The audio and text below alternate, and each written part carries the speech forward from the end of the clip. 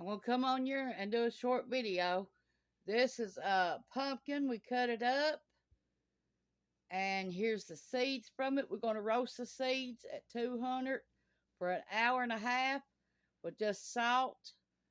And then we're going to roast these for about 30 to 45 minutes until they're done.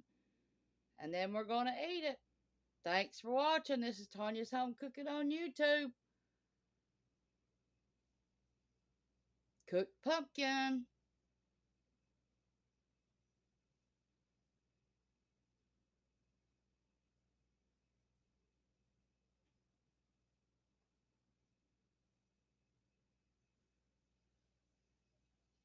Put butter on it. You put sugar on it if you want to, brown sugar on it if you want to, and salt. And a little bit of olive oil if you want to do it. And we're going to bake it in the oven at 350 for about 45 minutes to an hour.